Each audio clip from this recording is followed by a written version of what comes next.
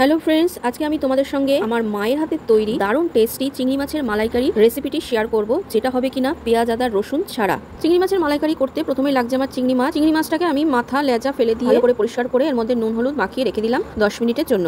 এরপর একটা মিক্সিং জারে সাদা সর্ষে 1 চামচ, কালো সর্ষে 1 চামচ, ছোট চামচের 1 চামচ নুন ও 2টো কাঁচা লঙ্কা সামান্য জল দিয়ে একটা মিহি পেস্ট তৈরি করে নিলাম। এরপর একটা প্যান বসিয়ে তাতে সর্ষের তেল দিয়ে তেলটা গরম হয়ে গেলে চিংড়ি মাছগুলো ছেড়ে দেবো। চিংড়ি মাছটা দিয়ে কিন্তু খুব বেশি ভাজবো না, জাস্ট এপিট ওপিট করে উল্টে পাল্টে নেব। এবার দেখো আমি একটা কোকোনাট মিল্ক পাউডারের পাউচ নিয়েছি। নারকেল থাকলে তো খুব ভালো কথা, তার থেকে দুধ বার করে নেওয়া যায়, কিন্তু হাতের সামনে যখন থাকবে না তখন এটা দিয়ে কিন্তু খুব সহজেই বানিয়ে নেওয়া যায়। তো আমি এই মিক্সিং জারের মধ্যেই পুরোটা কোকোনাট মিল্ক পাউডারটা দিয়ে দিলাম, সামান্য হলুদ গুঁড়ো দিলাম, সামান্য নুন দিলাম আর 1 চামচ চিনি দিয়ে এবার সামান্য জল দিয়ে আমি এটা ভালো করে কিন্তু গুলে নেব।